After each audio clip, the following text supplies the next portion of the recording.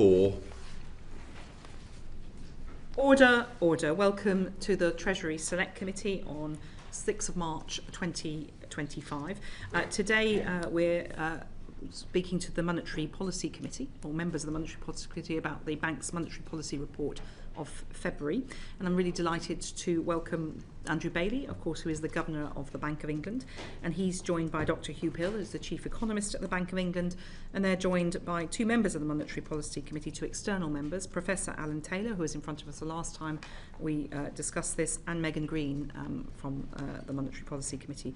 So a very warm welcome to you all. Obviously, there was quite a unanimity of opinion this time in the votes, but perhaps I could just go through each of you in turn, just so you can explain your rationale for why you voted the way you did, and what considerations you had in your mind in taking that position. So I think I'll go from left to right, if that's okay, Mr. Bailey, to Professor Taylor first.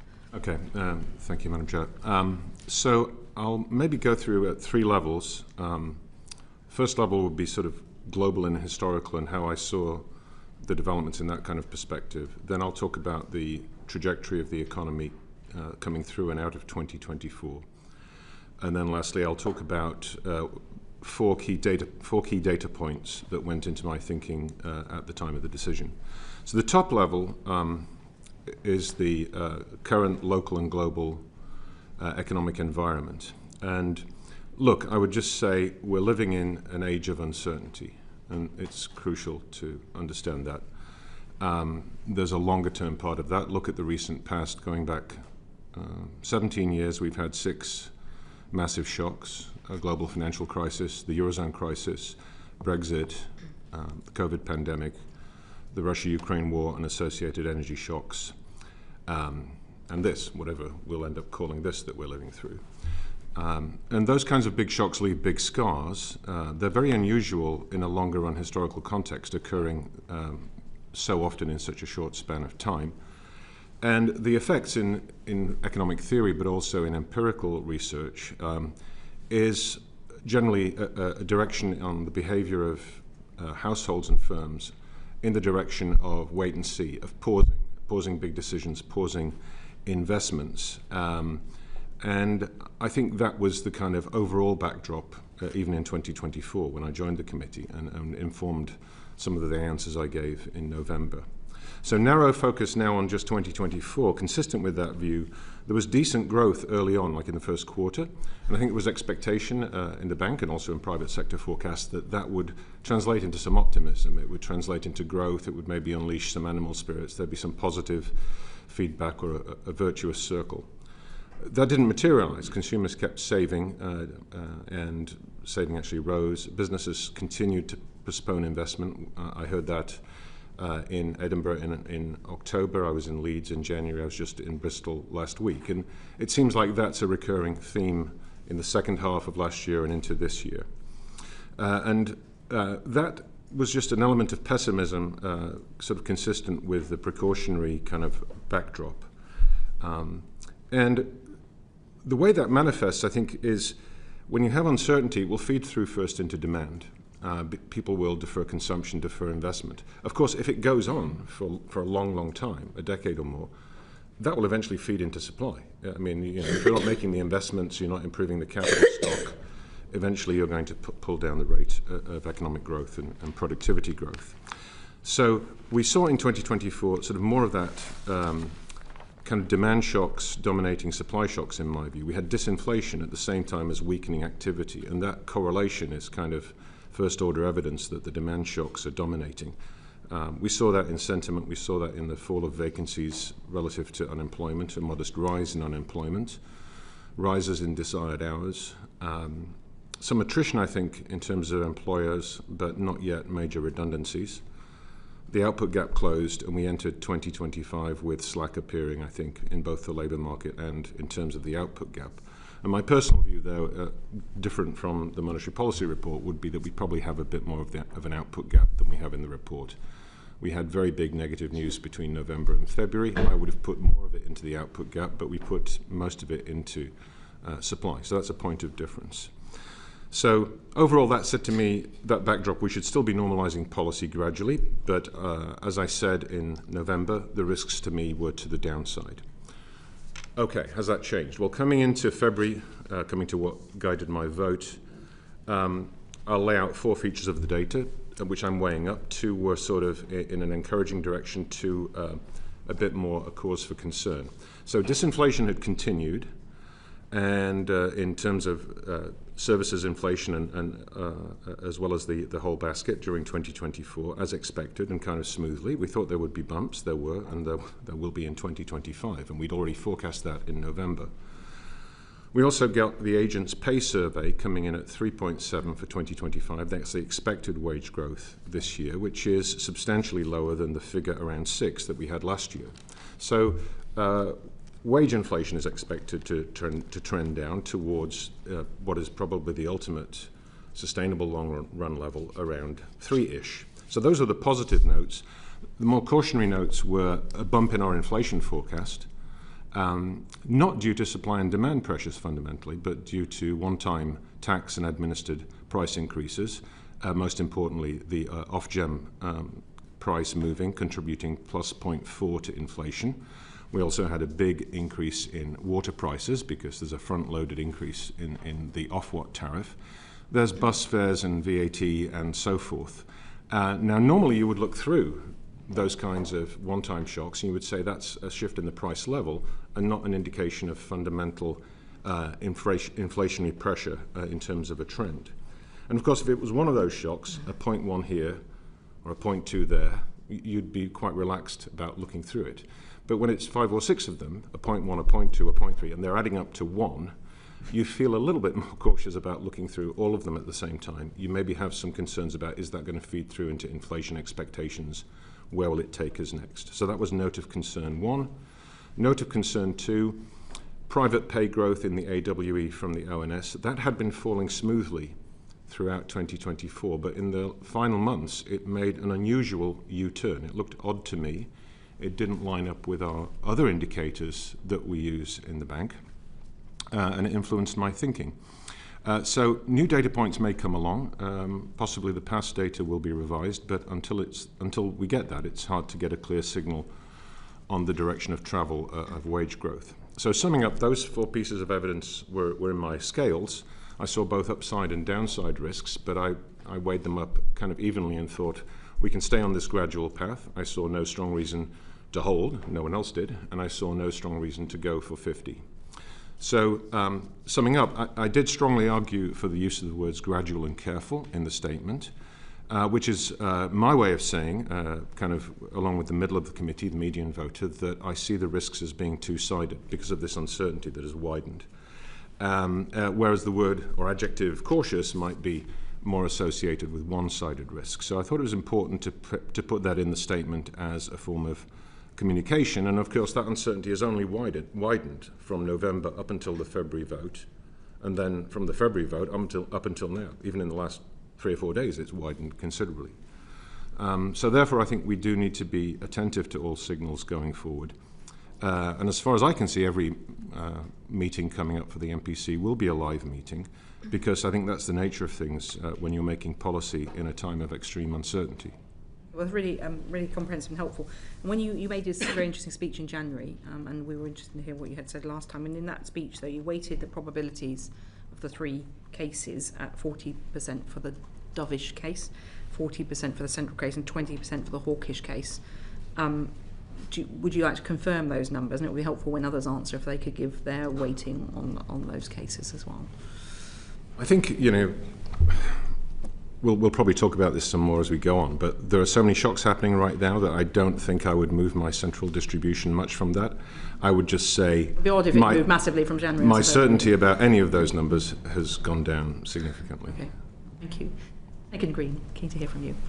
Yeah, thank you. I guess my main message is that I think that the disinflationary trend that we have had is broadly on track, even though we have this near-term increase in inflation in our forecast. And also that you mentioned the 3 cases, I think we continue to be in a case 2 state of the world, which involves an output gap opening up to bear on inflation persistence and squeeze it out of the economy. And so those two things really motivated my vote to remove some restrictiveness at our last meeting. But to my mind, the risks have shifted a bit since we started this rate-cutting cycle in August. As you've noticed, GDP has roughly flatlined since March, and how that affects your policy views really depends on how much you ascribe that to supply versus demand. And I think there are reasons to think that actually it's probably both. As Alan mentioned in our forecast treatment, we've put a lot of that into supply. I'm actually worried it's even more in supply than what we have in our forecast. I think there is a narrative that makes sense that suggests that policy uncertainty domestically and globally, higher taxes, might have weighed on demand over the past couple of months. My problem with that narrative is that, as Alan mentioned, we've seen AWE, private sector regular wages, tick up. They're volatile, but actually our own indicator-based measure for wages also has ticked up, and all other indicators are pretty high still. We've also seen some domestic cost pressures increase, particularly for food and core goods inflation, and that's what I would expect to see if there were a supply constraint in the economy as well. So I'm a bit concerned that there's a supply constraint now, and also that looking out through our forecast period, we expect supply to recover, and I think there's a risk that it won't, productivity growth and potential growth therefore might not recover as we're expecting. So to my mind, I said that I think the balance of risks have shifted since we started this rate cutting cycle. I think given the supply constraints, the risks have shifted away from a case one state of the world where external shocks kind of unwind on their own and inflation comes down, towards a case two or case three state of the world, where actually it will require monetary policy to continue to bear down on inflation persistence. Just from the two of you, lots that we're going to be probing later, particularly about some of the global shocks. Governor Andrew Bailey. Well, thanks, Chair. I mean, Alan and Megan have put it very well, actually. But I'll just pick out a few things. So my decision to vote for a cut was grounded in the underlying disinflation story still holding with, and this is why we use the word gradual. I mean, the gradual, in a sense, erosion of the persistent element of inflation from the shock sort of we had sort of 2-3 years ago now, a bit more than that, is continuing, and that's probably best illustrated by looking at core services inflation, which actually came down in the latest number. And I say that because that's one of the better measures of sort of what I call the sort of underlying balance of activity in the economy. So that's the grounding for the decision to vote for a cut. Now, as Alan said, we are, to state, I'm afraid, the sort of blindingly obvious, living in a world of even greater uncertainty than we were probably last time we were here. And I want to come on to that. I'm rather more in the case two with sort of balance on either side than probably Megan is, but that's reasonable people can take those views quite reasonably. And then there are four things I would pick out, and I will only talk about them very briefly because I'm guessing we'll come back to them.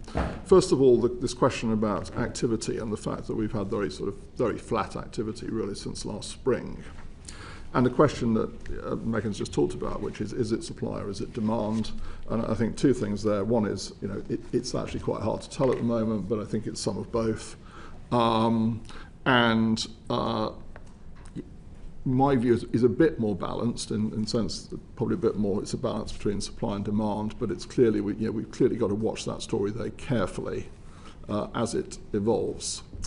So the activity story is the first one, and the uncertainty, and and I'm sure we'll also come on, there's quite a lot of uncertainty about some of the numbers as well, frankly. Second thing is that, as we've highlighted... Any particular, obviously we've talked about the labour force. Yes, I think the other thing I would add, very briefly, because you may want to come back to it, is one of the things we saw last year, we've had an increase in the size, in the population as estimated. Some of which has come through into the labour force and some of which is yet to come through but will do in terms of how the ONS built it in. So when you look at last year, put simply, we've got a bigger population, but we've got the same output and activity. Now, the only way you can sort of square those two things sort of arithmetically is productivity was weaker. And in fact, last year we had negative productivity growth on the year. That's very unusual in a year when we didn't have a recession, actually. So now that would support a weaker supply side story, but it sort of leaves you wondering what's really going on here, actually. There is, happy if you want to come back to this one later, I'll just flag that there's also a question about public sector productivity and exactly what's going on there.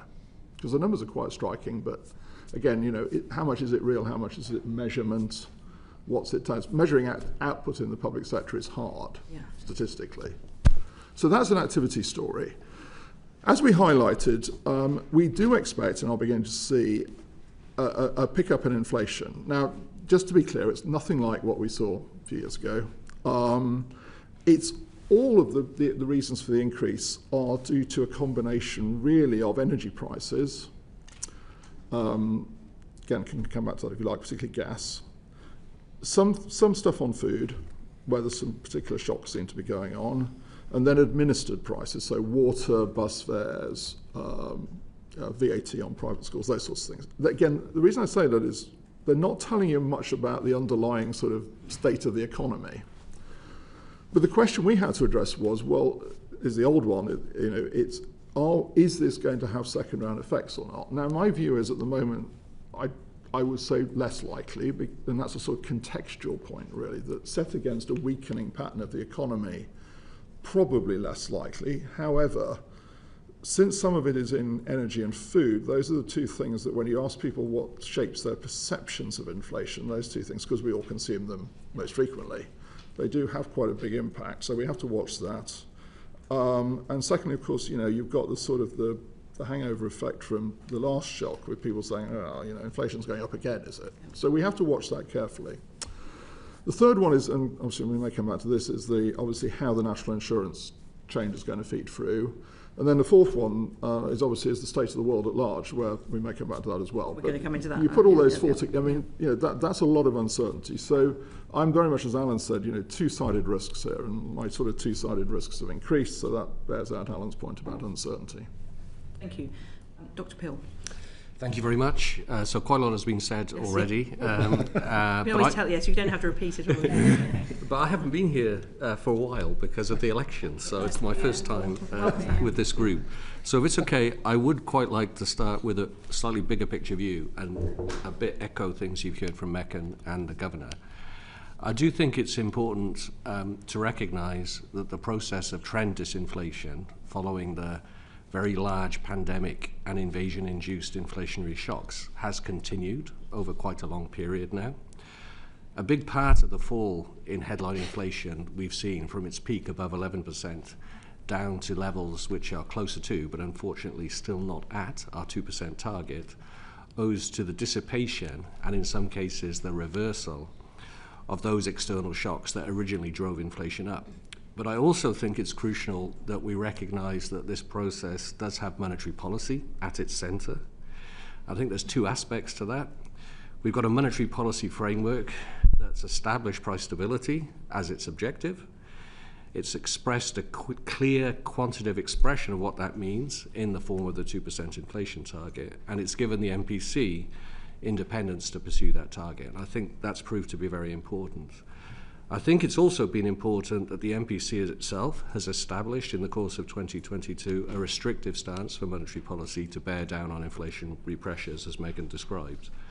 And taken together, these two features have contained the second round effects that threatened and have helped maintain an anchoring of longer term inflation expectations at rates that are consistent with our 2% target.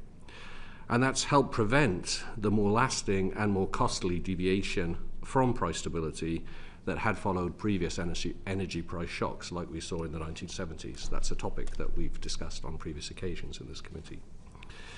Now, I think, of course, it's the case that disinflationary process is proved quite prolonged and it's proved occasionally bumpy, and we are again seeing some upward pressure on headline inflation, as others have mentioned. We hope in the short term coming from further volatility in energy prices given by the uncertain environment and external events, and I'm sure we'll discuss these later, so I won't dwell on them right now. Other than to note that they are a reminder that we do need to remain vigilant to new shocks and disturbances that might threaten our path back to the re-establishment of price stability. So then I'll just quickly turn to the recent decision.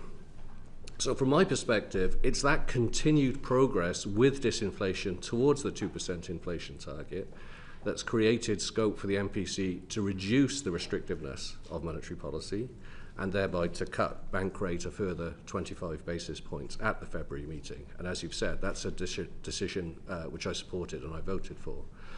But I think it's equally important to recognise that the success that we've achieved in this disinflation process thus far does not mean that it is complete. So I think there continue to be echo effects from the large pandemic and invasion-induced inflationary shocks, and they haven't yet totally disappeared.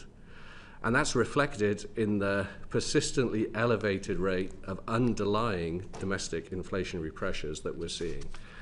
That's illustrated in the continued strength of services price inflation and pay growth, among other indicators. And I think that's consistent with what Megan said about concerns about weakness on the supply side of economy, suggesting that there is less slack in the economy and more resource pressure in the economy than perhaps some indicators, including perhaps the base case in the monetary policy report, might suggest.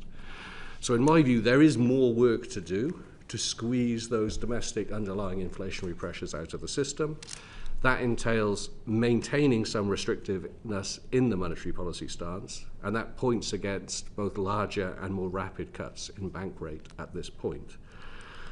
And that's the basis for why I favoured a cautious and gradual approach to the withdrawal of monetary policy restrictiveness. That's been the case really for the last year. I spoke of this in the summer of last year, and I've supported communication in that direction following the February MPC meeting. I think there's quite a lot of consistency and continuity in that approach.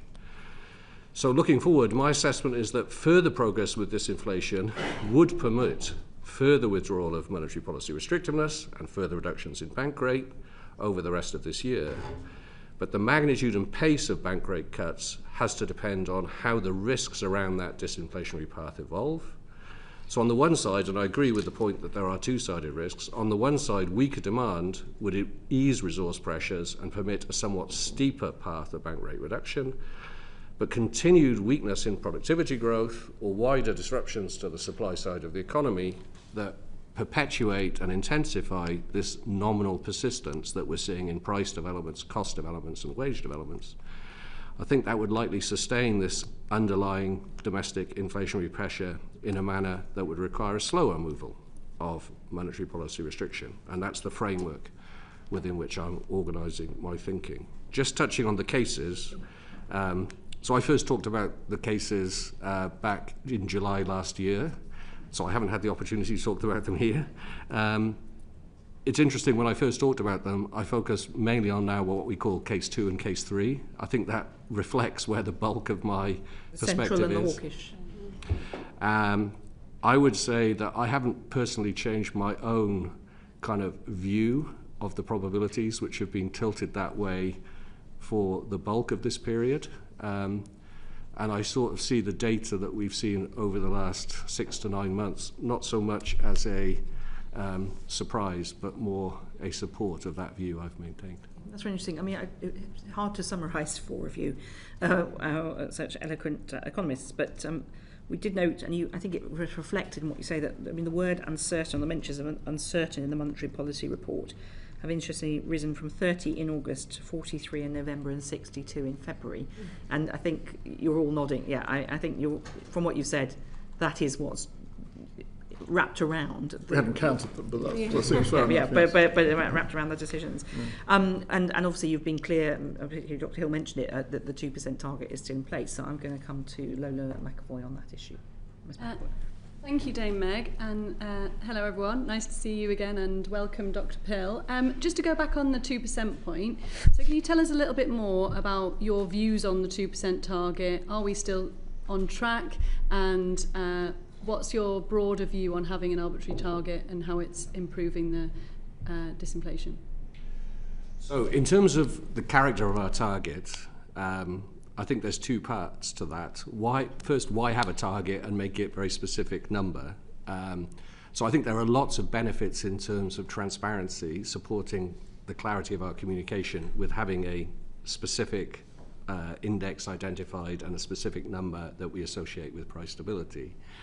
I think that has helped over the many years, including in my involvement with the MPC and in this committee with our communication. It helps to hold us accountable, I think. So I do think that's important. Of course, our ability to meet that target on a continuous basis is compromised by all these uncertainties and shocks that we face. So I think it needs to be interpreted both on the MPC side and on your side, and indeed more widely in an intelligent way, recognizing the uncertainties we face, recognizing the lags in our policy transmission process, all of which make kind of month-to-month, let alone day-to-day, stabilization of inflation at 2% pretty much impossible. So that kind of medium-term, forward-looking orientation, I think, remains extremely important. I did recognize that you said it was a bit arbitrary, and I think you're right if you're pointing out there the number 2% or the specific choice of the CPI headline index rather than other, there is an element of arbitrariness in that, although I do think maintaining a consistent approach through time helps to bolster both the communication and credibility of those targets. So I would be, it's not my job as a member of the MPC, it's the job of the Treasury and the government to set the target, but nonetheless I think those are important features. And crucially, going back to what I said earlier, I think having this target has been an important element through this quite challenging period we've had over recent years in helping longer term inflation expectations in financial markets amongst households in firms remain well anchored. It has given a clear guidance of what we're trying to do. I think we have committed and delivered on moving in that direction, and we're making progress with that, as I've said. And I think that stabilization of longer-term expectations on the basis of the target is one of the key differences between what has happened through the course of this external shock episode relative to that which we've discussed on previous occasions in the 1970s and early 1980s, which, as I also said a moment ago, turned out to be much more prolonged in terms of its departure from price stability and much more costly to arrest. In terms of what progress we're making, I think, as you know, in the spring of last year, we did get mechanically back to 2%.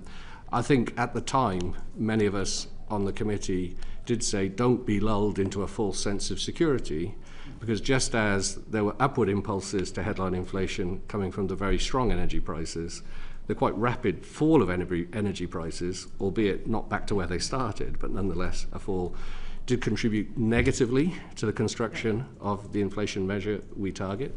And that would drop out, and that's what we have actually seen over recent quarters and months. So that short-term volatility is beyond our control, and we need to look through it. Several of us have made this point. Yeah, so, I suppose the only other thing that I wanted to pick up on that, so you've said that it's helped mitigate this time with the external shock episode. Do you think having the 2% target as we navigate uncertain times will help with investor confidence? Well, I very much think that. So I do think our framework is based on a view of the world, which fortunately for me is a view of the world I strongly share, which is monetary policy makes its best contribution by stabilizing prices, providing a credible, forward-looking view that macroeconomic stability centered on achieving the inflation target will persist. And it's by taking out the sort of unnecessary uncertainties, that uncertainty about policy or uncertainty about what the path of inflation, and therefore interest rates, both short-term interest rates and longer-term interest rates, would be, that we're creating an environment that all those long-term decisions, be they decisions by firms about investment or about individuals about buying houses or education, all these longer-term decisions force you to think about, well, how much is it going to cost me to borrow? What is the economic stability going to be like in 5, 10, 15 years' time? And I think we're providing the anchor that says, yes, it's difficult to take out all these things we're facing in the world now. There is a residual uncertainty we can't take away. But what we can take away is uncertainty about where inflation is going to be at that type of horizon. And that's the biggest contribution we can and are making. Thank you very much, Ms McAvoy. John Grady MP. Thank you very much, Dame Meg. If I may start with Ms Greene, because you wrote a very interesting paper or gave a very interesting speech at the IOD a few weeks ago about trade and tariffs. So this week the President of the United States has imposed tariffs on Canada and Mexico and additional tariffs on Chinese imports, and there's discussion about a 25% tariff on EU goods. How would you explain the impacts on this to a family of non-economists in my seat of Glasgow? What would you say to them would be the 4 or 5 key potential impacts on their lives of these tariffs? Sure. So I would start off by saying how uncertain all of this is. We've seen things that have been announced that have been delayed or haven't happened. We don't know how anybody will respond to this. So there's a ton of uncertainty that you have to approach this topic with. And then I would think through the different channels through which tariffs might affect the UK economy. And there are a number of them, and they work in different directions depending on how other countries respond to them. But I would start off by looking at export substitutions. So if there are tariffs on the UK, for example, then UK goods are relatively more expensive than domestically produced goods by the country imposing tariffs. So people might look for alternatives and stay away from UK goods. That would put downward pressure on demand for UK goods, and so would put downward pressure on GDP and on inflation.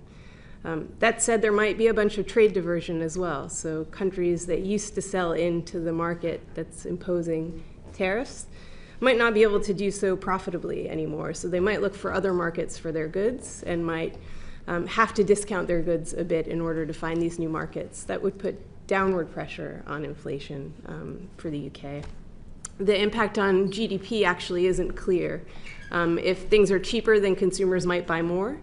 But at the same time, UK domestic producers might have a harder time competing with those imported products. So that might be a wash on the GDP side. Then you have to look at exchange rates. And to my mind, this is probably the most important channel and also the most uncertain, unfortunately. So, for example, if there were tariffs, unilateral tariffs by a country, by the US, let's say, on the UK, economic theory suggests that the dollar should appreciate relative to the pound. That might be mitigated by the fact that lots of trade is already invoiced in US dollars. But in any case, if that were to happen, that would put upward pressure on UK inflation and growth. If there were retaliation, however, that should put downward pressure on the US dollar. And the opposite would happen. So you would see downward pressure on UK growth and inflation. So like I said, this is a really important channel. Because the dollar is the reserve currency, it's unclear what would happen. We saw tariffs imposed yesterday, for example, unilaterally, and the dollar actually depreciated relative to the country's currencies that it imposed tariffs on. So this is highly uncertain. And then there are just a few other factors I would think about. One, if you have trade fragmentation generally, you could have the reordering of supply chains. We saw during COVID what that does to growth in GDP. It pushes down on growth, pushes up on inflation. You also have, as a result of trade fragmentation, less kind of knowledge sharing and competition, so that should push down on potential growth. All else equal, that would be inflationary. So there are all these different factors that you have to consider. What I tried to do in my speech was to use a model that I borrowed from the ECB to kind of net them out. And ultimately, it seems likely that the implications for growth are fairly clear. It seems like tariffs would push down on growth. The implications for inflation, which of course is what we're interested in primarily, are much less clear. Net, if you think that exchange rates behave as the theory suggests, then ultimately I think that should push down on inflation, but that's a key uncertainty. Now, the struggle we all face here is we're trying to look into the future, and none of us are perfect at that. But would my layman's reading of Table 1 in the Bank of England MPC report at the section on the potential effect of tariffs, box C, simply be right that is ultimately the balance of risks are that we don't know what it will do to inflation, but this outbreak of tariffs and the potential for a trade war will lead to lower economic activity in the shorter and the longer run, and less money in the pockets of my constituents in Glasgow as a result. Is that where the balance of risks lie, would you say, Ms. Greene? Yeah, so accepting there's a ton of uncertainty around this, and the choreography is everything, it does seem like ultimately there are more things that push down on activity for the UK than would push up, and the implications for inflation are much less clear. And as a quick fire round, because I don't want to get into trouble, Professor Taylor, would you agree with my reading of the situation that the downside risks for money in the pockets of Glasgow constituents are higher than the upside risks? I don't think it's just true for your constituents. I think it's true for people around the country and around the world. So I think the governor has also emphasised this, that it's much clearer to try to understand the effects of tariffs on activity and on our well-being and on our output and our wages than it is to understand on the directionally on inflation, because that depends on many more factors. So I think,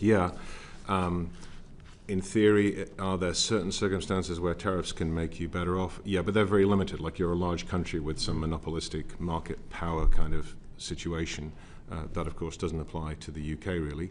So in that sense, if there are just frictions being imposed by other countries, to the extent that we're caught up in that, it is going to reduce our opportunity to use trade. We're a country that trades a lot. Trade is, in a sense, another form of technology. You put goods in, called exports, and some of the goods come out, called imports, and that reflects comparative advantage, and it makes us better off in various ways. If you put sand in those wheels, then we're going to be worse off on some margin. And the question for the governor, against this uncertainty, if the US imposed tariffs on the UK directly, what would be your three biggest concerns? Well, I think you'd have to see that in the context of the whole world, by the way. So I very strongly agree with my colleagues on the effects of this. Look, I would say to your constituents, trade supports growth. Openness supports the spread of innovation, it supports the spread of ideas. Glasgow became a great city in the 19th century on the back of trade and the Industrial Revolution. You spend a lot more time in Glasgow than I do, but you're always welcome to come.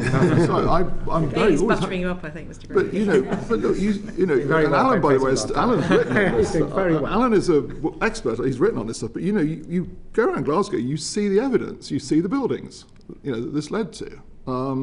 So trade supports growth. Now, you're right, as Alan said, and Megan said, that we had the experience, obviously, in recent years of the threat to world security, the breaking up of supply chains, and it's perfectly reasonable to say, doesn't that cause us to reassess this sort of just-in-time world trade economy?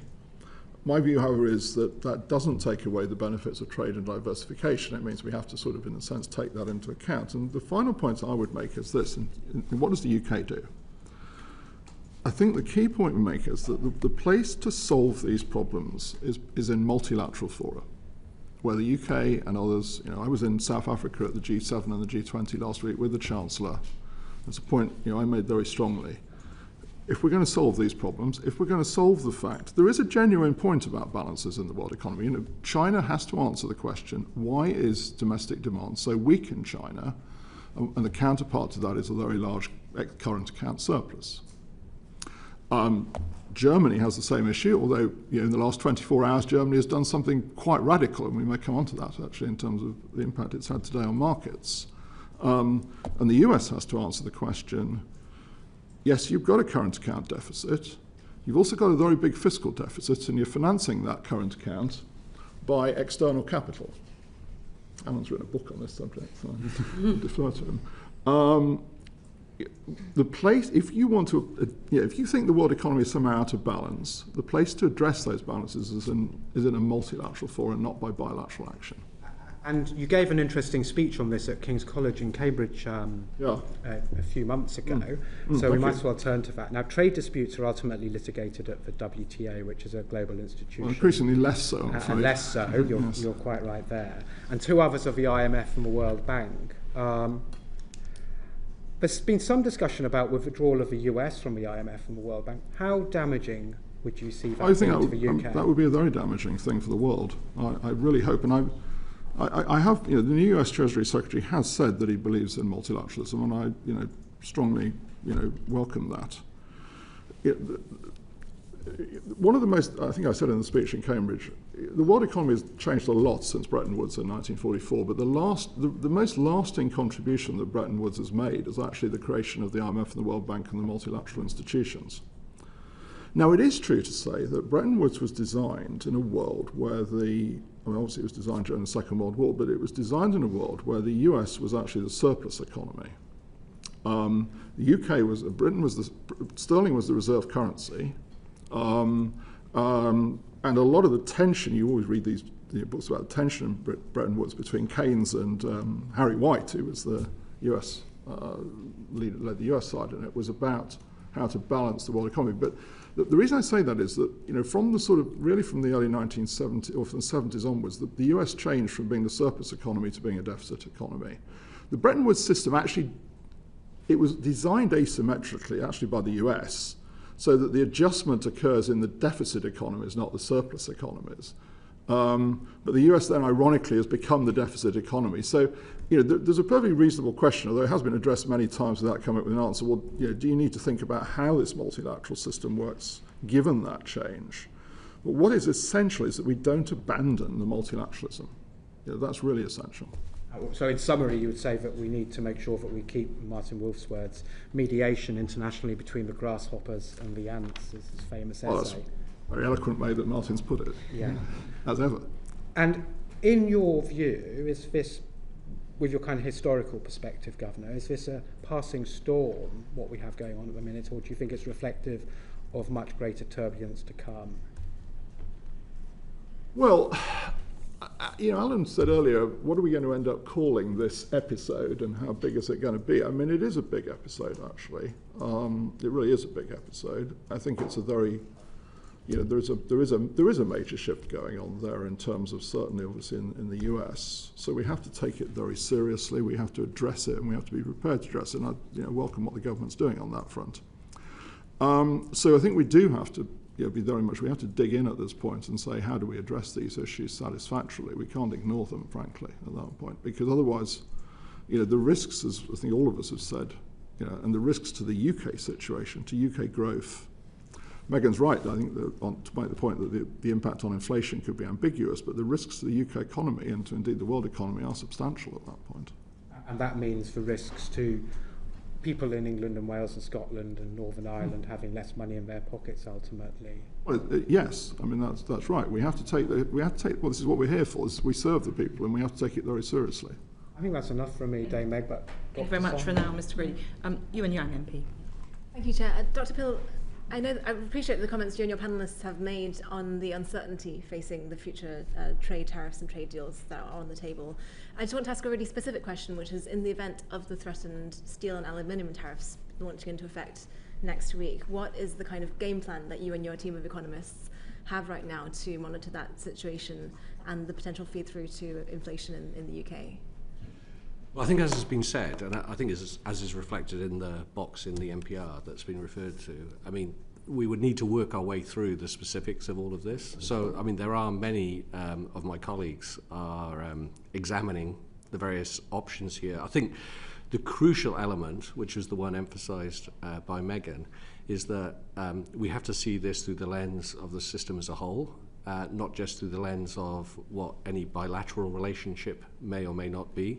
And indeed, our bilateral relationship in that area with the US is modest, but in a multilateral context where we are importing from other parts of the world, how they respond to developments on one side of the Atlantic versus the other, or indeed across the whole global economy into Asia, this becomes the sort of key question. And I think that does get to the importance of understanding things not just through their direct effects, but their overall effects. And in particular, for example, as Megan has said, if we were to see trade diversion, so countries that are unable or no longer competitive in exporting to certain parts of the world because those parts of the world have imposed tariffs on their specific goods, would that lead to a diversion into other markets, possibly including the UK market. And that's the sort of uncertainty that I think would influence the short-term outlook for inflation through this route. Of course, those goods are important inputs into many parts of the economy, and so that would have ripple effects. But what I would emphasize, and actually it goes back very much to what's been said into the previous question, is the short-term ambiguities about what happens to inflation.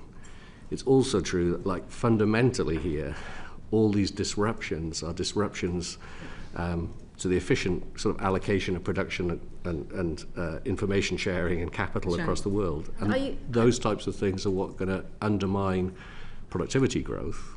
And productivity growth is the most important driver of the supply side of the economy, as Meg and I referred to earlier, and also to the living standards that we all enjoy. You mentioned measures that you're already taking. Can you name some of those specific measures, for example, to pick up on the effects of trade diversion and so on? That have you changed any methodology of evidence gathering? Are there specific measures that you're taking? I wouldn't say there are specific measures. We are collecting information. We are always looking at this information very closely. We look very closely, as a general rule, at developments in import prices by sector, and we trace the impact. So you're not changing any modelling at this point? We haven't changed modelling at this point, no. I think that's fair. Thank you. Thank you very much, Chair.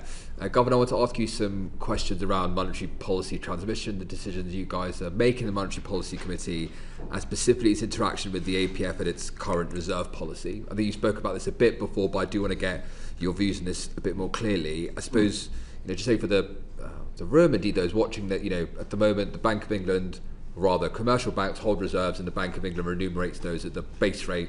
So when you cut the base rate to 4.5, then that's the reserve and that's the transmission mechanism.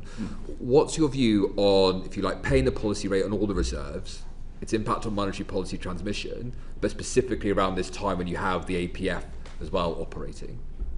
Well, I think paying bank rate on reserves is the simplest and most efficient way to anchor the short end of the curve. If you ask the question, when we decide in the MPC what bank rate is, what do we actually do? Well, what we do is to, as you just said, is to change or not the rate we pay on our reserve accounts. That's the thing we do, and everything else sort of follows on, as it were. It's a sort of follow through from that. So it's the anchor, if you like, of the very short end of the interest rate curve. And then the monetary transmission mechanism follows. So it is the most efficient way of doing it in that sense, in my view. And I think it works. It's a system that works efficiently. Now, that's the answer to the first part of your question. So you mentioned the APF, which of course is the in a sense is the QE/QT sort of piece of the picture. That's of course separate in terms of the rate we pay on reserves. The thing I would say there, stop me if I'm interpreting the question wrongly. Clarify, that's helpful. Is it helpful if I clarify? If you like, yes. Yeah, so I suppose my concern is that there is at least two mechanisms by which paying the interest rate on reserves fully is actually damaging the monetary policy transmission mechanism. So the first of those is that on the one hand you raise interest rates as the MPC and that gets paid out on all reserves. Commercial banks are receiving that interest rate, but now they're receiving, if you like, a windfall payment that they weren't expecting. So on the one hand, you're raising interest rates, which are supposed to reduce the money supply, and on the other hand, commercial banks are receiving more payments they're expecting, increasing their liquidity position. So we've seen, for example, the big four banks' profitability up from 45 billion, up from 25 billion, almost doubled. I think Sir Paul Tucker has it at 42 billion interest payments as part of the APF. So they're working in two different directions, and that's my concern. So on the one hand, the efficiency in the reserves, but on the other hand, this particular moment. Could I say two things on that? I've quite often been asked in the past at this committee about the way in which our interest rate changes pass through, particularly into the interest that depositors earn on their accounts. Well, that's all part of the same system, because I go back to a speech. I made a speech at Loughborough University just over a year ago, where I tried to set this out. The banks essentially have to target, they target what's called their net interest margin, because they have to. They have to earn at least the cost of their capital. And a big part of that is the net interest margin. So that sort of neutrality on the reserve accounts, in other words, we pay them the bank rate, but we expect them to pay out on the other side of it. No, they don't pay the whole. I know the rates do differ, but the point is, if we didn't pay them that, you would see that coming through into deposit rates, because they do have to earn a net interest margin, which reflects their cost of capital. I get that. That's not quite what I'm getting at, Governor. What I'm saying is that the banks have got a better liquidity position they're expecting. In fact, they've had an unexpected windfall payment, because in 2021 they're expecting interest rates to be 1%. What they've then seen on the other side of it is all of a sudden these reserves that they hold all of a sudden pay 4.5%. So they, if you like, are receiving a lot more money each time you raise. We also expect them, if you think about their balance sheets, the reserve accounts that they hold with us are an asset for them. It's a liability for us, asset for them. They, on the other side of their balance sheet, they have customer deposits, for instance. When we raise the interest rate, the bank rate, their customers expect to earn a higher return on their deposits. So you can't just see it as a windfall for the banks in that sense. No, but it's only a windfall because of the APF, right? Because the reserve payment, the difference in bond payments, that's why it's becoming a windfall for them, right? So you're paying out this money to them. They're seeing their liquidity position expand, but this isn't just me, right? So my question really is about what the Bank of England has done around the monetary policy transmission mechanism. Have you made, in the Bank of England, an empirical assessment by which, if you like, this mechanism by which you're improving liquidity or the asset equity position of banks through the reserve payments and it's having on monetary supply, have you made an impact which is damaging or indeed impacting monetary policy? I think the APF is quite separate, if you don't mind me saying so, in this sense. So we do spend a lot of time studying the monetary transmission mechanism. Our staff spend a lot of time on it because it's crucial to understanding, as you said, monetary policy. Because, I mean, Hugh talked about the restrictiveness of monetary policy and the restrictiveness of our current stance on monetary policy. Well, a very important way which we assess that is through the monetary transmission mechanism, is how is it working. So we do spend a lot of time on that. The other thing I would say is that, can I just say, these reserve accounts are there for two purposes. One is monetary stability, the other is financial stability. So we also have to be very careful about the financial stability position, because going back to the pre-financial crisis period, I'm afraid the error that was made in that period was that we had a stock of reserves which was much too low from a financial stability point of view. So we do run a system which maintains a stock of reserves which is consistent with both monetary policy and financial stability. I mean, I agree with maintaining the stock of reserves. I think it's a question about where we are specifically at the moment, and the specific question I had was around the empirical assessment, because it isn't just me. Look, I've at least 2 CPR papers talked about this damaging effect, and their empirical assessment is that actually by not having some tiering of reserves, that at this point in time, because of the reserve payments going the other side, because banks are seeing more payments and lending more out, that actually you are having a situation where it is damaging the monetary policy transmission mechanism. So my question is, has the Bank of England made any assessment of that or empirically done so? Or is there any plan to do so in the future? Can I suggest this? We spend a lot of time on the monetary transmission mechanism, but I'd be happy to go back. We'll look at those 2 papers, and I'm happy to write to you. Thank you very much, Mr. Governor. We appreciate that. Dame Harriet Walden, MP. Thank you very much, Chair. And my questions are for Dr. Pill. In terms of the 12 recommendations from the Bernanke review, could you just update the committee on how many of those recommendations you've already brought into your decision making, how many are ongoing, and are any of them proving to be impossible to implement? A lot of work has been started and is being conducted in the aftermath of the report to implement those recommendations, which, as you say, have all been accepted. What I would say, and indeed I've said in some of the public communication I did last year, I think it is important to recognise that the strategy we have is a little bit like an iceberg. There is a lot going on beneath the water level, which is not visible to the outside. And I think probably the fruits of the efforts that are going on there will only become visible in the course of this year. That's the opportunity you have now to tell us what's going on at the bottom of this iceberg. Well, The reason I say that is a lot of what's going on is probably the necessary foundational activities before the things that perhaps are more of interest to this committee can be done. So that is about setting up teams to address some of these things. It is about improving our data and IT systems to be able to introduce new modelling frameworks and represent more effectively the output of those modelling frameworks, both internally and externally.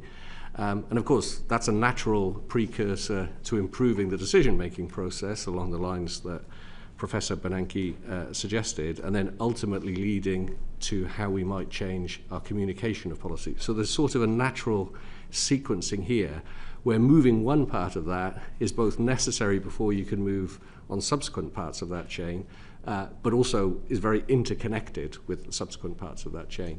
So I think there is quite a lot of preparatory and organizational work that is taking place, which is, shall I say, less glamorous and perhaps of less interest to you, but is extremely important to ensure the success of the overall project. So have any of the recommendations become part of your way of working? I mean, you referred to the scenarios earlier, and I thought that they might be linked to the Bernanke review. Well, I think it is certainly true. And for example, when I spoke last July, as I said earlier, when we began to introduce this notion of cases that came up earlier, I think those were introduced a little bit in the spirit of the scenarios Professor Bernanke had pointed to. I think it's also fair to say that they were introduced a little bit in the mode of experimentation rather than this is the answer to which the essay question that Professor Bernanke posed us. And I think that is in the spirit of how I would see quite a few of the things that have happened, for example, in the way the monetary policy statement has been written. It's shorter. That was one of the Bernanke recommendations. It focuses less on the central forecast published. It's more a narrative discussion of where the economy stands. So I think we have made progress in implementation, but I would say that it's probably important to emphasize that I wouldn't want any of the innovations that we've made to be seen as a definitive answer to one of the recommendations. I think we should see it in the whole rather than when can we expect the recommendations to have been adopted by the bank? I think that is a progressive process. So I don't think there will be a day where we will say we are going to introduce 5 of the 12 recommendations today in a way that we have not done in the past. So the work plan that has been set out is a work plan that envisages what is called in the bank an agile approach. So an approach where there is some experimentation that is embodied in the decision-making process. It is maybe embodied also in the public communication. The work plan. The project that we have set up, and of course this goes to budgets and things that my boss sitting next to me is in control of. I mean, that is a 3-year project. My own view of this is that we will make and are making significant progress.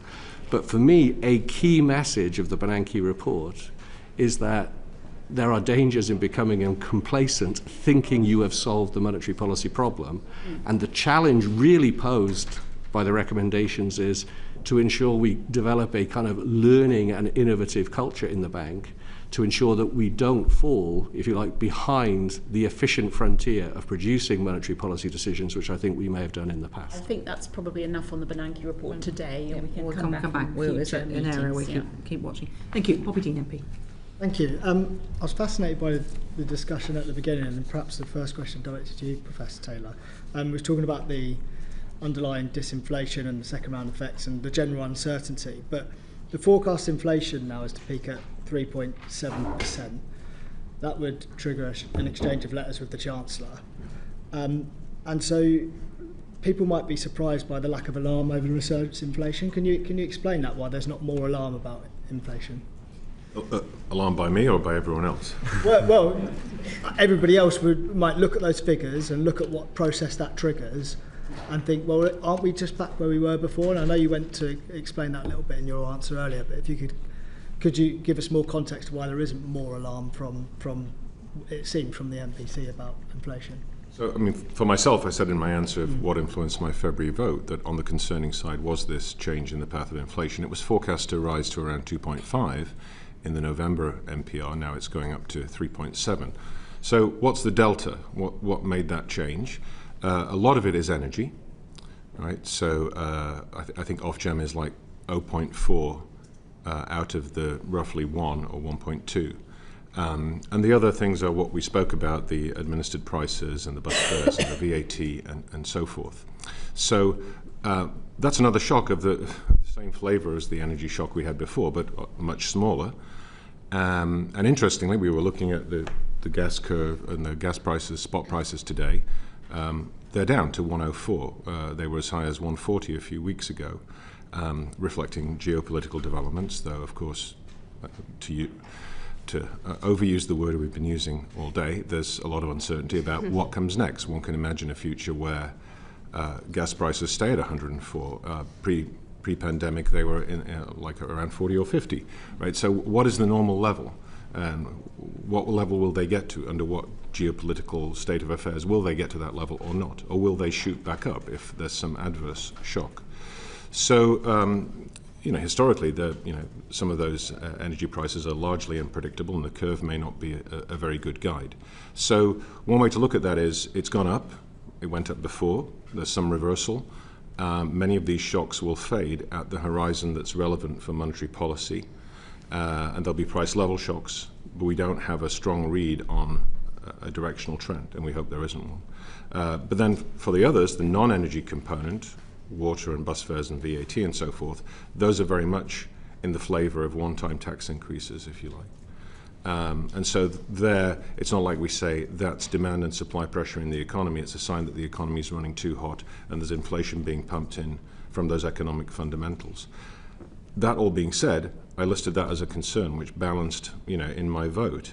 And I think if going forward, it started to show up in any sign of second round effects, or if it started to show up in expectations, then you'd have to take pause. But as I also mentioned in my answer, there could be a million other things going into the take pause bucket or into the other directional bucket of saying, rates might need to go down slower, they might need to go down faster. That was the flavor of Deputy Governor Dave Ramsden's speech in South Africa last week.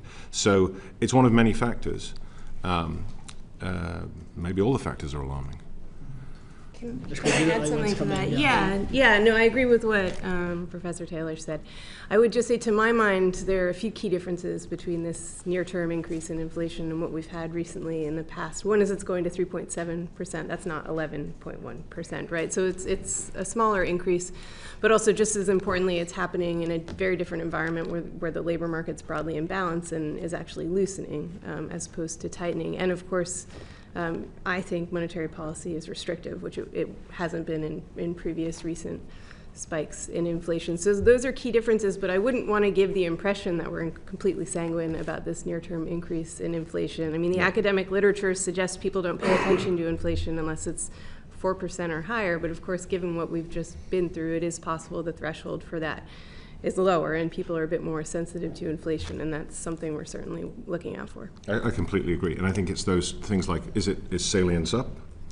Maybe. Is slack up? Yes. We're going to be looking at all the indicators. That's why I said I think our meetings are going to be very live, because we're going to be watching in real time for those kinds of signals. Okay, perhaps I can turn, thank you very much, Mr. Dean, to Dr. Pill, because this is the second consecutive increase that we've seen. And do you think, it's interesting, Professor Taylor's articulated very clearly the different types of the different reasons, and so some of those are sort of one-offs, so therefore short-term. Do you agree with that, or do you think there's a risk that there's just an underestimation of the risk of inflation going up? Well, I think you can have both, and I think that's the concern. I would share a lot of what's been said by both Professor Taylor and Megan on the discussion of the impact of these one-off effects that we do expect to see and have been the main reason why the short-term inflation forecast looking to the middle of this year has risen substantially in the February MPR relative to the forecast the MPC published last November. And I think it is relatively mechanical, given developments in wholesale gas futures markets, developments in water bills, and so forth. Those feed through in a pretty predictable and mechanical way into short-term movements in headline consumer price index. For me, the short-term challenge of that is not whether that will come through, it's more to interpret, does that trigger these famous second-round effects? And I think that's a concern. But I would say, and I think this is perhaps where there is a bigger distinction between what others think, or variance of views across the committee, I think it's a bigger distinction about how much of the echo effects, as I described earlier, of these big inflationary impulses that took place post-pandemic and with the invasion and the big rise in energy prices that took place in that context, how much of that is still to be squeezed out of the system? So personally, I think that we don't yet, I personally do not have yet full confidence that we've squeezed all of that out.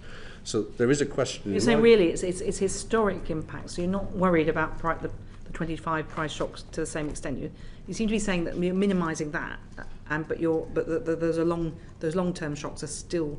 I'm not sure you can separate them in quite that way, but what I do want to emphasise is that even if I was reassured, and Professor Taylor has made the point that wholesale gas prices have actually fallen quite a lot over the last week or so on the back of information associated with geopolitics that we all know, that might mean that the outlook for mechanical dynamics in short-term inflation forecasts, say going into the third quarter of this year, that could be lower than we had in the February projections, perhaps to the 0.2, 0.4, not dramatically lower, but nonetheless lower than we might have had. I mean, in that case, would I then say sound the all clear? I would be sceptical it was the moment to sound the all clear, because I think these underlying need to maintain restriction in the system to squeeze that dynamic in inflation, which has been quite persistent over the last couple of years, has not yet been fully rooted maybe out. Just maybe I'll ask the governor, and appreciate that you might be constrained in what you can say as the governor, but you've got future rate setting meetings. You've got these shocks that have taken place this time. Professor Taylor and others seem to agree that they're one-off. Not, I'm paraphrasing massively, but one-offs that are not like to have a long trend. When do you think you'll know that that glide path to 2% is secure? And have you got any estimate in your, or are you thinking at all about how these world shocks that we're going through? Difficulty is, of course, the world keeps moving. Well, indeed, because you're on a glide path and then you held for a bit, and then. I suppose the one thing I'd add, I agree with what he just said. Actually, the one thing I'd add, of course, is to bring it back to this question of the balance of supply and demand, because that will influence the answer to the question that Hugh has just sort of, in a sense, outlined very, very well, which is how our judgment will evolve, because the balance of the contributions of supply and demand, put simply, is it demand or is it both supply and demand, will shape this question of the evolution of underlying inflation. Now, so far, as I think I said earlier, we're seeing sort of gradual downward progress. As Hugh said earlier, we're seeing frankly better progress than the record of the 1970s or early 80s would tell us. So that's good news, and that's, I think, large part down to having these frameworks, having nominal targets and so on. But how it evolves from here will very much depend on that. Now, and this is why there are two-sided risks. I think we are at a point where we certainly had supply weakness last year. I think we are, like Megan said, the labour market's in balance, but signs of it probably continuing to weaken in some of the surveys. Not really yet, though, coming through into pay. Our judgment on pay is relying, as Alan was saying, a lot on the sort of the agent survey, which, by the way, is historically a good indicator. But to answer your questions, I think those are the things that are going to shape the answer to the question of, how's our... I don't think there's going to be a light bulb moment when we say it's all over, we're going to What I'm getting is a session that there's uncertainty, but there's not panic. I mean, no, we're not. Panic is probably a word you should never use in the Bank of England. I'd like you to think that you don't want the MPC to panic. No, indeed. Perhaps that was the wrong word. But you're all very relaxed about the fact that all of these global seriously. You're not. But you're taking seriously these global challenges. But you're still confident that glide path to 2% that Ms. McAvoy was talking about is yes. You're on that at the moment. But look, things can happen, as my colleagues have said. But I do, I think the underlying path is still downwards. And I pointed to sort of core services inflation earlier as not a bad guide to that.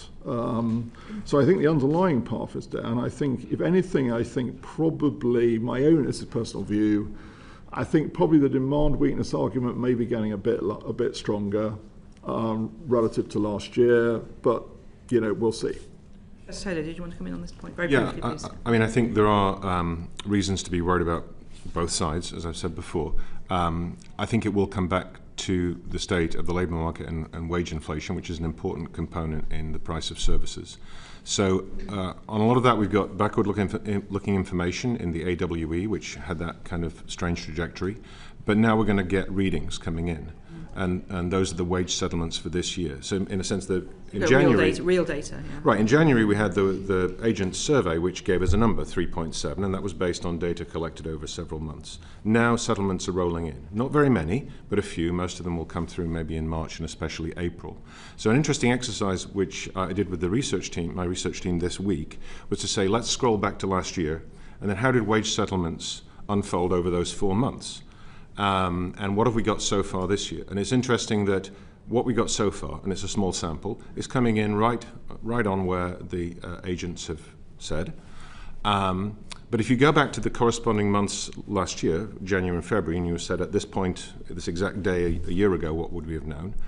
Those numbers were coming in at the high end of the agent's survey for last year. And in a weakening labour market, as the months progressed, wage settlements came in at successively lower numbers. So the early numbers were above the mean, the later numbers were below the mean, which is what you would expect in a weakening labour market. Now, there's no guarantee that that pattern will unfold this year. It is still a weakening labour market, though. But so far, we've got a number that gives me reassurance that what the agents said, so far has unfolded fairly accurately. So that's the kind of information we'll be following in real time, which will be a better guide for us at this kind of inflection point and point of uncertainty than just relying on those backward-looking numbers. That's really, really interesting. Thank you. Chris Coughlin, MP. Thank you. Dr. Pill, at the beginning you were talking about inflationary echoes still being there, avoiding the mistakes of the 70s, but wages are rising, productivity is falling. Isn't that quite a strong inflationary indicator? So how worried are you about actually maybe we could repeat the mistakes of the 70s of easing monetary policy too fast? So thank you. Yes, just to emphasise, and your question is a good prompt for this, is my position on this is I think we are on the glide path, and I think the scenario you are just painting is a scenario that would say we are no longer on the glide path. If I thought we were moving in the direction of being no longer on the glide path, I think that would require quite strong and immediate action. So it would lead me to depart from the sort of gradual, cautious dynamic. So I do see, back to the Bernanke story, that is a different scenario. So the way I'm interpreting the data now is, yes, in the big picture, and that's kind of why I tried to start with the big picture, we do see quite a lot of volatility month to month in some indicators rather than indicators. We may get to discussions of challenges with some of the data we are using. So I wouldn't want to be beholden to any single indicator in any single month. And I think we have tried to shift our communication away from the sort of key indicators that we were talking about 18 months ago, more in the direction of these cases or scenarios, precisely because we want to tell an economic story. And the economic story I would want to tell is a story not dissimilar to that you just heard from Professor Taylor, is a story that, yes, there is an easing in the economy. That easing in the economy is reducing pressure on resources and allowing core services price inflation and pay growth and margins all to weaken. And that is consistent with moving the dynamics of those indicators back to rates that would be compatible with the achievement of the 2% inflation target on a lasting, sustainable basis. So, that is, I think the discussion in the MPC now, as I read it, is a discussion about how intense are those disinflationary forces. Yep. And the glide path, therefore, becomes a question about how fast can we follow down. I think it's fair to say, and this is what I've tried to articulate earlier, I am on the side of saying, well, it's not that I'm doubting that the path of interest rates, bank rate from here is going in a falling direction, but I would err on the side of caution. Now, to your point, I mean, it is true that we have seen weak productivity growth. It is true that we've seen headline AWE, average weekly earnings, regular pay growth in the private sector rising in the last few quarters. I mean, we have quite a lot of information looking at other indicators, cross-checking and so forth. I think there's, in my language, plenty of reason for caution, but it hasn't yet accumulated to enough for me to change the scenario that I would see as the base You're all case. confident that you're on the glide path, depending on how steep that path is, depending on where you're the cautious or the less cautious. Thank you very much indeed. Rachel Blake, MP. Thank you, Chair. We've had a bit of a discussion about energy prices and their role with inflation. It's been established today that the volatility in energy prices is now certain, and it seems to me that the volatility is essentially baked in. What, if anything, can MPC decisions do to tackle energy prices? Well, I'm afraid the influences on energy prices are, we would come quite low down in the list, That's put it that way. Okay, great. Yeah, good. That's what I thought you were going to say. Good. So we're all on the same page there. So therefore, what are the drivers that you see? Of energy prices? Yeah. Well, I think, Alan could say very well. We've seen, I think, between the November monetary policy report and the February monetary policy report, they went, talking about gas actually here, because actually gas is very salient for obviously the UK household consumption. I think the spot price went up about 20%. Since we did the February monetary policy report, I think it's come down about 10%, mostly in the last week, as I think one of my colleagues was saying. That's the world we're in. Two things have probably, well, two or three things have influenced that. One is obviously the geopolitical situation. I think particularly in the last week, obviously the greater prospect of, I hope, of peace coming in Ukraine. We've had a colder winter this winter in Europe. By the way, I use Europe geographically here. It's important because it is actually a single gas market, which we're part of, so the European price is relevant here. One of the things that actually benefited us in the last 2 years was that the first two winters after the Ukrainian war broke out were actually warmer in Europe than on average. This one hasn't been. And then there have been some further supply disruptions, partly to do with Ukraine. So those are the things that pushed it up, weather and supply disruptions. The prospect of, hopefully a greater prospect of peace in Ukraine seems to have had a beneficial effect on the price in the last week or so. Professor Taylor, did you want to add? No, especially. I mean, obviously, it's very far from anything under our control, the price of energy, and it's a big exogenous driver of inflationary pressures. It takes the form of gas now. 50 years ago, it took the form of oil, but it's a very big component in the economy. The economy runs on energy. If we were to live in a world with stable, certain, reliable, well-buffered energy in our economy, then probably our job would be easier. I'm really pleased to hear you say that, because that leads on to my next question, which is about the point at which government investment in renewable energy might start flowing into energy prices, because clearly the government intention is to invest in renewables to stabilise our energy costs and to secure us nationally. At what point do you think we might be able to see that stabilising these prices, which should then start to affect inflation?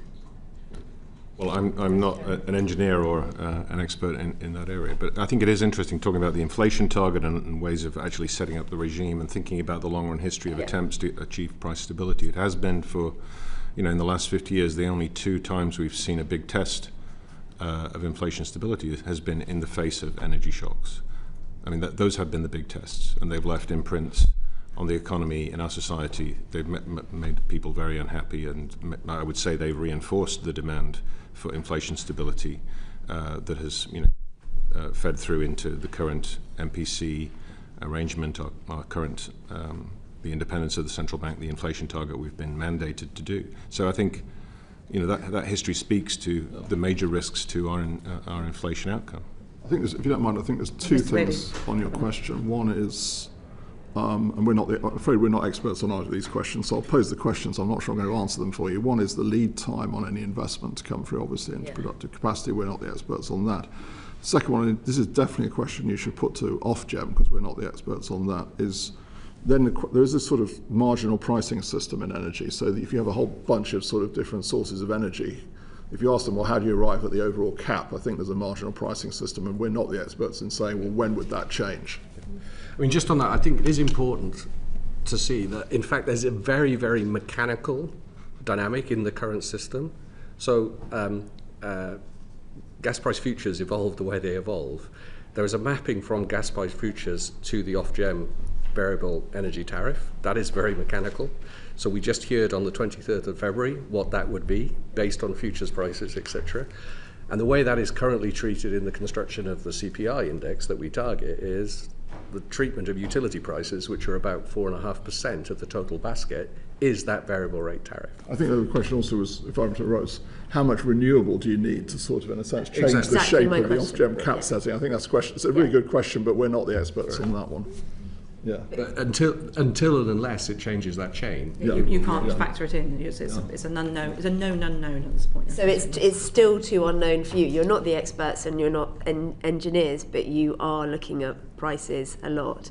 But what I'm hearing you say is that it's not seen at this point that the stated desire for investment is not flowing through into any stabilisation. That's what I'm hearing. Into your forecast. Well, it also comes to the first point I made, which is then you have to sort of factor in the lead time between investment, obviously, coming on tap. Even if the forecast, there's a lot more variables. Okay, thank you very much. Chris Coughlin, MP. Thank you. Mr. Bailey, how worried are you about the fall in UK productivity in the last year in terms of its read-through to the recovery in productivity of UK productivity growth and also the impact on the UK's fiscal position? Well, let me say two things on that. One's a bit longer term, then come back to the last year. So UK productivity growth has been very weak since the financial crisis. So we're talking now 15 years or so. By the way, the UK is not alone in this by any means. It's actually more often than not, frankly, when you look across certainly the industrialised countries. But the financial crisis was really a break in productivity. We had quite rapid productivity growth actually pre the financial crisis. We've had quite slow productivity growth since then. And this is a point I make quite often. If you look at the UK potential growth rate, pre-financial crisis, it was typically 2 to 2.5% a year. Post-financial crisis, it's 1 to 1.5%, and that's where it is today. There's two things that make up the potential growth rate: labour supply and productivity. Actually, the change is much more due to productivity than it is to labour supply. So that's the long-term context. Going back to what I said right at the beginning on last year, I mean, I have to say, in my mind, there is a real question about, we've got this negative productivity growth number for last year, which is unusual, and particularly in the context we had last year. So to what extent this is a product of the real situation, and to what extent it's a product of the way in which the data series are put together, I think is a very important question, and frankly we don't know the answer to that question at the moment. Okay, thank you. And do you agree with Ben Navarro at Citigroup, who's saying that just a 0.1 percentage point fall in the productivity growth forecast could create a hole of 7 to 8 billion in the public finances?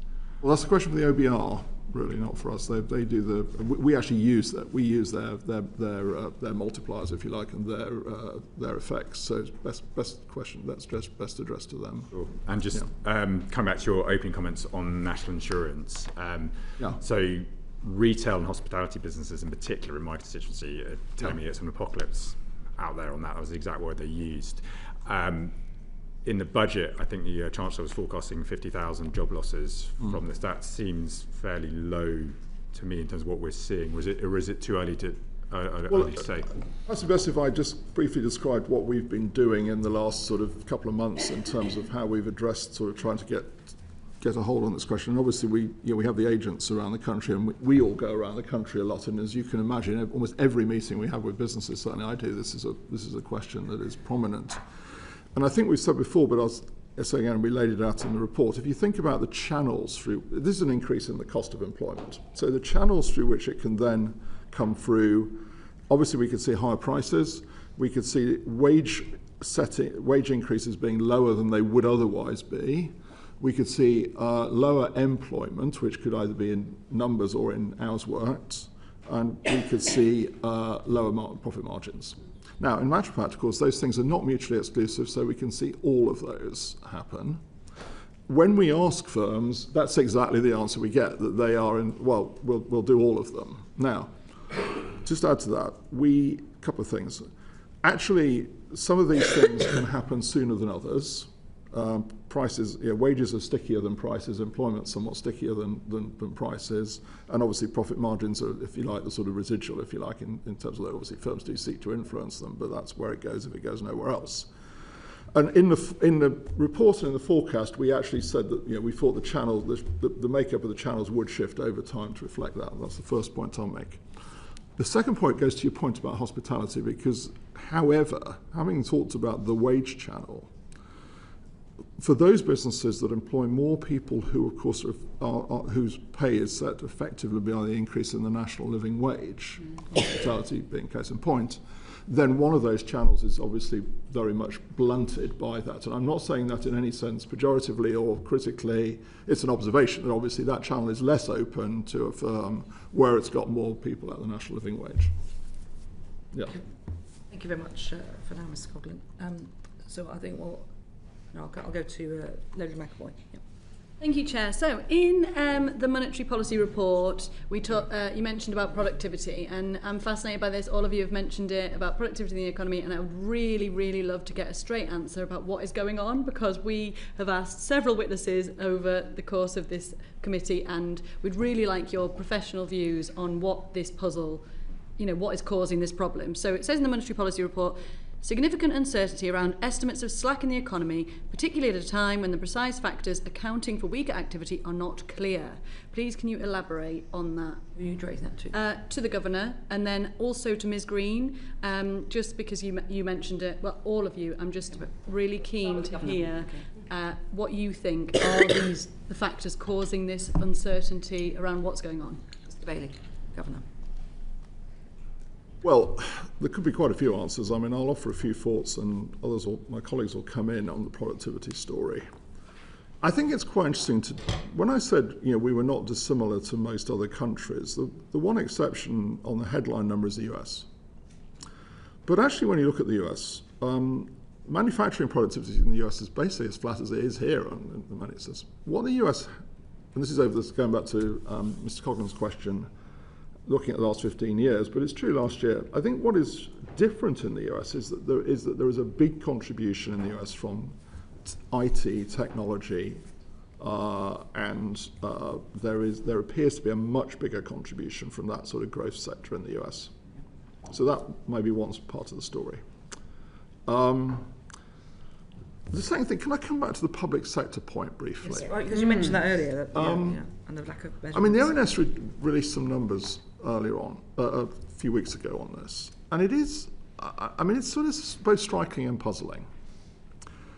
I think I'm right in saying that if you take the benchmark as the end of 2019, so the start point, so that's immediately pre-COVID, and you compare it to now, under those figures, the level of total public sector productivity is about 8 to 9% lower, and the level of, you grimace, but you're going to grimace even more when I say what I'm now going to say. In the health sector, it's about 17 to 18% lower. Now, the second thing I'll say is it is very hard to measure output in the public sector. It's much more harder than it is in the private sector to measure output. The ONS do it, and I'm not criticising it, they do it in a somewhat different way to other countries, but it's often described as a leading way. They actually try to sort of, in a sense, measure stuff. Whereas the traditional way is you take nominal spending, deflate it, and come up with a real estimate. So there's no assumption on productivity growth at all. But I say that because I think that, and I said this at the Monetary Policy Report press conference, and if you don't mind me saying this in this, I was accused by one newspaper of what I was told I'd said the public sector was bloated. I'm not passing judgment whatsoever at this point, so please, if you don't mind me saying that. I think there's a real question. Is this real? Or is it something to do with measurement, with everything that's gone on and this is it's a pretty, if your question is about productivity, it's a pretty critical question, because I got my colleagues to do the back of the envelope and said, well, if you just hold public sector productivity constant going back to end of 2019, or you just put it on the trend it was on going from the sort of over the last 10 years up to then, what difference does it make to total GDP in the economy? It's in the order of somewhere, it depends on the assumptions you make, of somewhere between 1% and 3%, I think. This is not trivial at all. So exactly what's going on, I think, is a big question. I'll now finish. I'll make the plea we always make. We're not the experts on this, I have to say, but it's a really big question. When you say is it real or is it a data analysis problem? So obviously we had the ONS come in and they assured us that their productivity analysis was, they were sure that there was a productivity problem. I think that's fair, isn't it, Chair? And they gave us their absolute confidence that the data that they're collecting is correct. Are there any other factors that could be causing this in the data analysis reading that you're aware of? Well, I mean, I'll give one. I don't know is the answer. I mean, they're the experts. It's hard to measure the quality of output in the public sector because it's not priced as such. That's the first problem. The second thing, we had this during COVID. This should have gone away, actually, but take the health sector. Because we do it a bit differently in the UK and we actually count things, so trips to the dentist, surgical procedures and so on, whereas I say a lot of other traditional ways, you take the nominal spend and you deflate it. The problem we had, the reason that one reason UK output fell more during the COVID period than in other countries, but then of course it obviously recovered, was that the things that were counted in the health sector of course stopped happening. So we weren't going to the dentist, for instance. Now, that made it look as if output in the health service had fallen, but of course it hadn't, because as we all know, the NHS were absolutely, at full stretch and doing a great job. But it wasn't captured by the measurement system. Now, I just don't know, because I'm not an expert, so it's all very well for me to sit here and say this. There are plenty of people who crunch health data. So I just don't know is the answer, what the story is. Okay, so let's take health to one side because you've said you're not the expert, but it's very interesting to hear. And from what you've said, we're no longer in a pandemic. People are getting their appointments now, so we should see a rebalancing of those measurements that were previously calculated. Yes. So if we park health for now, the other sectors that where we're lagging behind, what's your analysis on those? So you said it's public sector, but health is 18% behind. But what about, and maybe Ms. Greene or Mr. Bailey, if you have something that you want to add to that. Well, I was going to say, I think manufacturing productivity in the UK doesn't look very different from manufacturing productivity in other countries, actually. Okay. Yeah. So one thing I will say is that there's certainly a question around measurement of productivity growth. But if you're looking at recent data, there are other suggestions that there's a supply issue, right? And we've just reweighted population. So it's not the labor supply.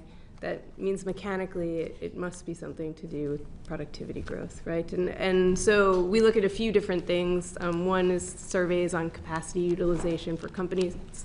They're just below historical trends, even though we've got a small negative output gap. So that doesn't suggest that it's all demand. That suggests that there might be a supply issue as well.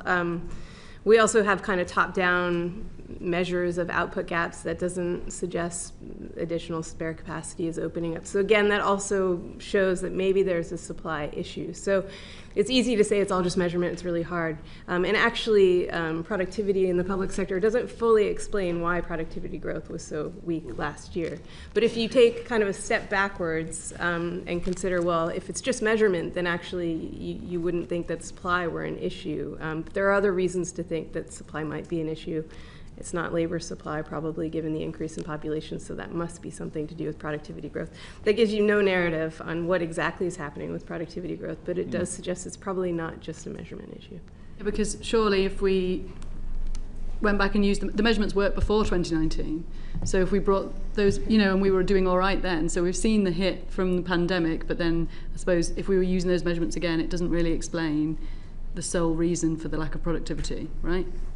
Yeah, and you could argue we've had measurement problems for decades as well. Do you have anything else you want to elaborate on just on the supply point? Is there anything that you're desperate to say to this committee about the supply point? I guess there's just one more thing I would say about supply, is that barring a pandemic or a war or something that comes and really hits you in the face, it's hard to explain supply because it tends to be slower moving. We can't actually observe things like productivity in real time.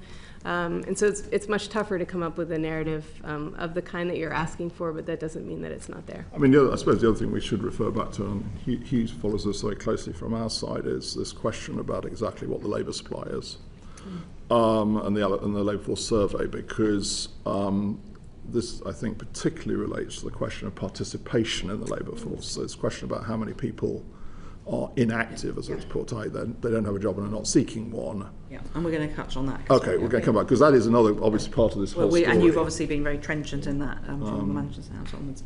Thank you very much. Thank you. Rachel Blake MP. Thank you, Chair. Just to follow up on the health sector productivity, you talked about whether it's real or a measurement challenge. Within, let's work in the real, let's say that it's real. Is there any analysis around this being connected to complexity of health challenges that this country faces? Not the expert. Don't think we really are the experts on that one. Yeah. I mean, we do. I do have very interesting conversations, from time to time with Chris Whitty on this subject, but he and others Acting really. Permanent Secretary at the Department of Health. Yes, as well. he really, they're the experts. So, fascinating question, but not one we can help on. Okay. Guest them along next time. Okay, thank you. Ewan Young MP. Thank you, Chair. I have a series of questions about the data. But firstly, Mr. Bailey, can I just clarify that I heard you correctly when you broadly said that right now, at present, you don't know whether the product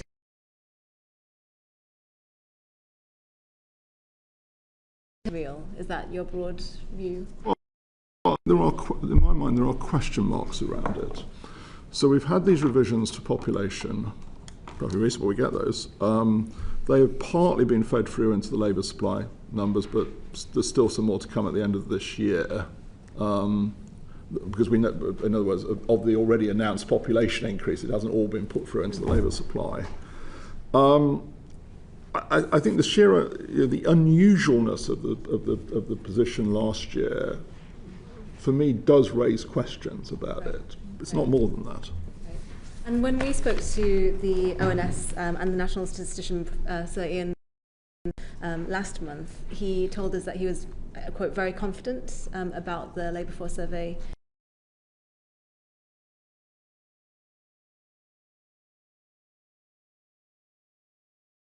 Not very to very confident. How confident are you with the ONS data from the labour force survey that you're receiving right now? Maybe I'll start left-right with Professor Taylor. Yeah, I mean, there are known problems with the labour force survey. I don't need to rehearse that. I think we could have a better picture if we had, more information. That's always desirable. But there have been independent studies from other sources sort of saying, there could be a range of plausible numbers for what inactivity might be. It might not be as bad as the official numbers. So there's a range there. I'm not an expert in this area. I think it, directionally, I think it's gone in the direction of more inactivity post-pandemic. But I think trying to understand the magnitude, I don't think I fully understand it myself yet. Are you very confident in the inactivity data? Moderately. Moderately. And Ms. Greene? Yeah, I would say better data is always better. And so we know there are issues. The response rates have improved, actually, over recent months. And so that's something to point to. But also, we don't just rely on the LFS data.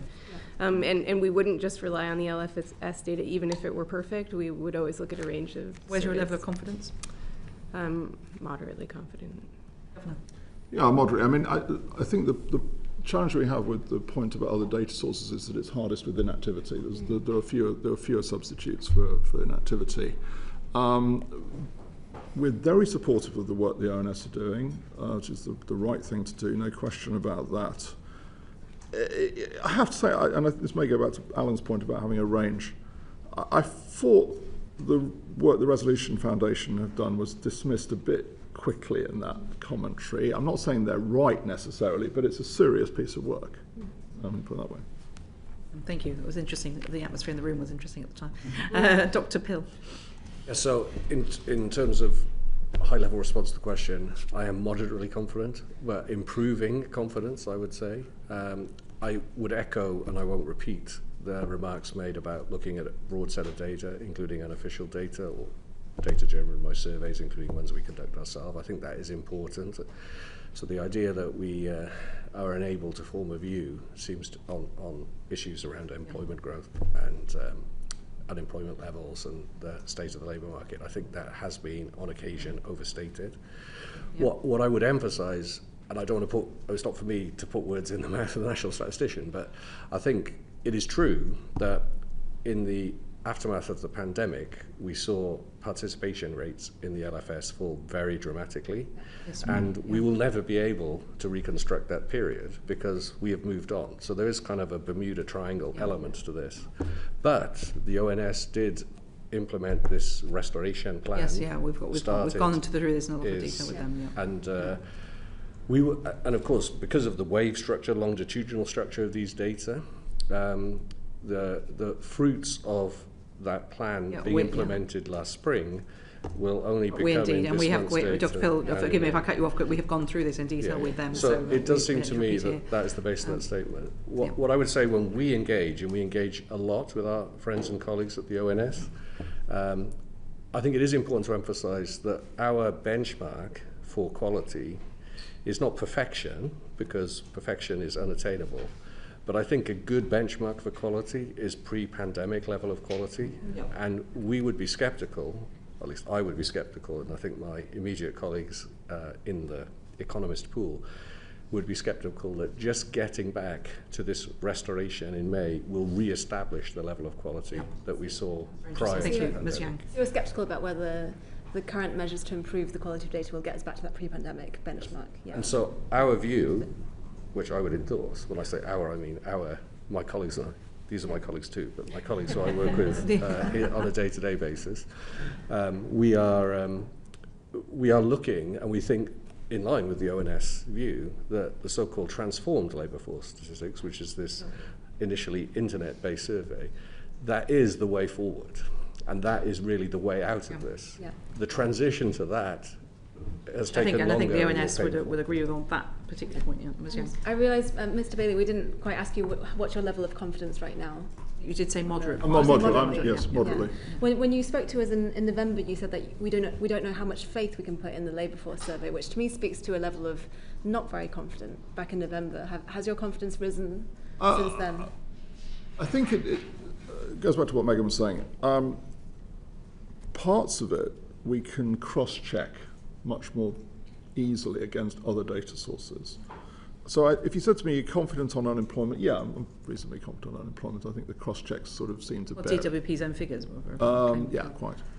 I think it's particularly this question of inactivity and participation, where because there's so little sort of ability to cross-check that one, that I have more questions, put it that way. More questions. Yeah. Can I just say one thing on that? There is a letter which I wrote to my colleagues at the ONS, which your former colleagues at the Financial Times. This is the May 2024 letter, yeah. So in this letter, we set out a set of requests. I think it is fair to say that the reweighting of the LFS on the basis of the interim population estimates, which is what the Governor referred to earlier, I think that has been completed. And also with the move in May, publishing the March data for the post-restoration plan, we will have better flow data. And those two things are quite key to our understanding of the type of analysis we do. For example, constructing measures of the natural, the non-accelerating, the NAIR, non-accelerating inflation measure of the unemployment rate, which are quite key to our forecasting process. Thank you. So I think there is I think it would be... Thank you. Last one. Satisfied?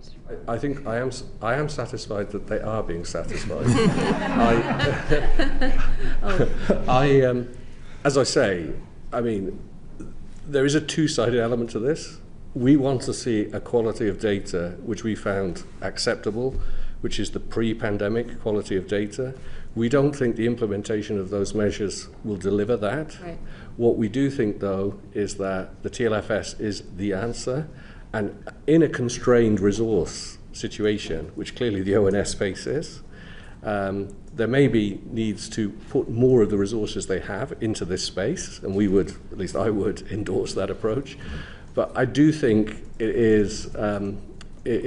would be counterproductive, for example, to expect them to do a repeated interim update of the weightings at the expense of making improve the population weightings based on the interim population estimates we had earlier this year, at the expense of making progress with the TLFS. So, it's a good economic question about how to allocate scarce resources. You will indeed, and we had that out with the ONS when they were with us. Thank you very much, Ms Young. Dame Harriet Baldwin MP. Thank you very much, Chair. And the characterisation I would give to the evidence that we've heard today is that we've got a UK economy that has sort of managed to survive a range of different shocks over the last few years, but it's an economy that's really just surviving and not thriving, and productivity, particularly public sector productivity, has not been demonstrating the same sort of levels that we had seen historically. And so I just wanted to probe a bit further in terms of, into this context, we then have a budget at the end of October where a further £350 billion of public spending is announced, funded by borrowing to some extent, but also funded by £25 billion increase in tax on businesses primarily through national insurance. And Governor, you've very kindly sent me a letter, well not sent the Chair a letter, referring to the questions I asked you last time about the transmission mechanism. Which is published on the website. Has just been published on our website about national insurance contributions and trying to disaggregate them, but acknowledging that of course businesses will react in the 4 ways that you described earlier. And I thought it was a very interesting letter because clearly we can observe that businesses are reacting in those 4 ways. And you highlight in your letter that in terms of taking it on the chin through profits, there's limited capacity for businesses to be able to do that. Am I correct in understanding your wording around that? Is that correct? Well, I mean, I think I attempted to do the sort of the what-if calculations, which I think was the original question. I should say, I did point this out, I mean, they're all a bit heroic. I really just wanted to, have I understood that correctly? So, is it I mean, yes to I think the point I was question? making is, if you did the what-if and said if they all went through one channel, yes, if it was concentrated in one channel, that would obviously be quite noticeable. And so it's limited as to how much can happen through that channel. We don't, as I said earlier, is what your letter we don't says. expect it all to come through one channel, as we said earlier. And then you've said that there has been an impact in terms of businesses have been able to transmit through or react to the tax increase by raising their prices. You quantify that in your letter at being between 0.1 and 0.2. Is that, have I understood that correctly? Well, we're still in the world of assumptions, so we obviously put something in the November report, and we really essentially continued that in this report. But this is still sort of very much an assumption. It's not something that obviously we can sort of. There's been a non-zero impact from the budget on inflation. Indeed, as we've said, we expect this to show up in an effect on inflation, yes. And then they could obviously react by reducing nominal wages, and you've said that some of the transmission will happen that way, and you're picking up some of that in your data. Am I correct in understanding that as well? Yes. And then the sentence that I thought was particularly interesting in your letter was where you say that because there's a limit to the amount that businesses can pass on through reducing their profits, and it's difficult for them to pass on the increase in consumer prices in full in terms of their costs, that it may point, I'm quoting your letter, to the risk of stronger responses through the labour market. And we can observe that jobs are being cut at the fastest rate since 2008 in the data. And Professor Taylor, your quote earlier was that we've not yet seen major redundancies, but you did acknowledge that there has been a weaker labour market. So, Governor, I wonder if you could put a number further to my colleague Mr. Coughlin's question on the number of jobs that have been lost directly as a result of the budget increase in national insurance? I can't, because obviously it hasn't actually happened yet. In the sense, obviously, the changes. It's happened to a lot of people. We've seen a lot of announcements of job losses. Yes, but I mean, we have to sort of, in a sense, separate that from the general weakness of demand and the economy we were seeing last year, which obviously predates the budget. So I think you'd be a bit careful in that. What I would, and this may be helpful, what I would say is when you look at the surveys that are being released at the moment, there is certainly a weakness in employment intentions in there. So if you look at the purchasing manager surveys, if you look at the recruitment surveys that are published once a month, you can see a weakness. Now, But let me just reiterate the point. We've seen a softening of the labour market going on from before the budget. So there's more than one thing going on here. But the Office for Budget Responsibility forecast that the budget would cost 50,000 jobs. Is the Bank of England's forecast different from that? Well, we tend to, in terms of fiscal impacts, we use their numbers, actually, so we wouldn't tend to adopt a particularly different. Obviously, we're interested to see, they'll obviously be coming out with a new forecast quite soon now, so we'll see what they have in their new forecast. Have you seen anything that would make you believe that 50,000 was not a correct forecast? In the data that we've seen so far? Obviously, what I would say is that when I go around the country talking to businesses, they talk about, as I said earlier, they talk about all the channels, but they do talk about looking at both employment numbers and hours worked as well, by the way, because you can adjust in two ways. So we are certainly picking up that, but that doesn't, you can't easily aggregate that up to say it's 50,000 or it's not 50,000. So I'm going to wait and see what the OBR think on that one.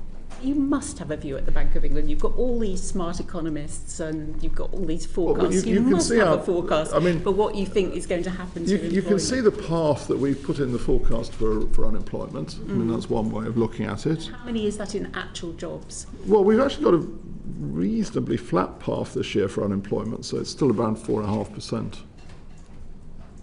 I think one thing is quite important in this context is we don't, by contrast with the OBR, we do not do a forecast on a sort of pre-measure, post-measure basis. No. We do like a February. Take it as given. And so it's much, we are not doing a sort of separate forecast of this. It has to be seen in the whole.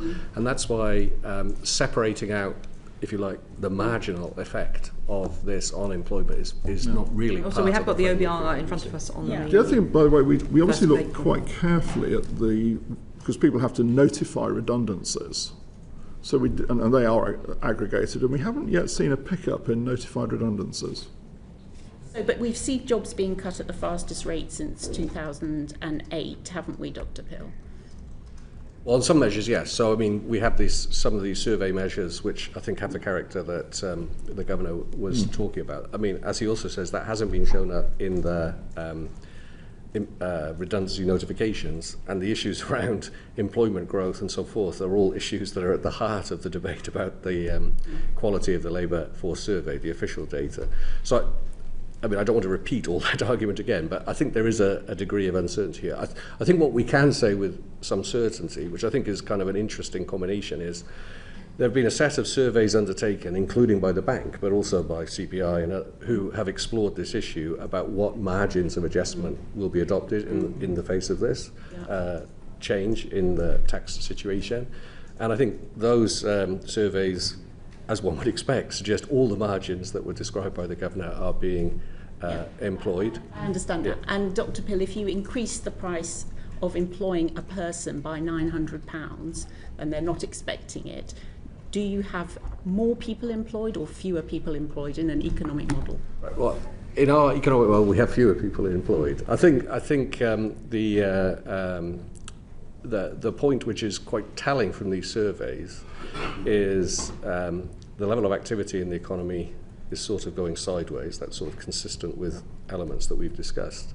Employment and employment intentions does look weak, but actually price intentions look quite strong. And so that would suggest, I think, consistent with some of the survey evidence asking specifically about this, but placing it in the broader context that Megan has tried to do, about thinking about supply and seeing this over a longer horizon. The combination of weakness in activity and employment, but with strength in some of the nominal dynamics, that is probably associated more with concerns about supply, which would tend to drive up prices while activity is weakening, rather than concerns about demand, which would tend to move demand and supply in the prices and activity in the same direction. Okay. Thank you for Dame Harriet. John Grady. Just a quick one for me. Was Greene, charts 2 and 3 in your very interesting paper illustrate the essential truth that we're a very open trading nation, and the US and the EU are our two biggest trade partners. And by the way, the data shows the same for Scotland. The question I'd have for you is, We'd say England was the largest trading partner for Scotland. well, it is, of course, but we're all part of one United Kingdom, and you know, it is ill-advised for either of us to stray into that territory this afternoon. No good will come of that. But are there any other international shocks or factors? We've got elections in Canada, which your predecessor might have an interest in. France has gone off the radar, but of course France is politically not paragon of stability at the minute. Significant increases in defence spending, the Middle East. Anything else on the radar that you see, Ms. Greene, as having potentially a material impact on inflation and the work of the MPC? Yeah, so as you saw in my speech, the UK is most exposed to the EU from a trade perspective. I would say what was announced last night in Germany actually is quite transformative potentially for spending. It will go to the Bundestag next week, of course, but it's the first time I've been really surprised in my professional life by Germany and their spending. So I think this could be quite a sea change in terms of public borrowing and spending in Europe, which should have spillover effects for the UK. You know, the second biggest trading partner is, of course, the US. There's a lot going on there, but it's not just trade that impacts the UK from the US, it's also financial markets, so that's another connection I would highlight. And Professor Taylor, anything to add? I mean, I think there are quite enough factors on my list already. But I would say, at this very moment, the uncertainty over trade policy is very important. I wanted to emphasize that it's not just other countries' choices, it's our choice about how or whether we retaliate and what measures we put in place against which countries. We have a choice there, and that will be extremely important. That's outside of our bailiwick, but it's an important thing to get right. Thank you. We could debate this for another couple of hours, but I think we'll give our witnesses a break and pause it there. Can I thank you very much indeed. In summary, we've heard a lot of interesting things, but primarily, you know, that we are living in an age of uncertainty, and that the bank is making policy in this age of uncertainty.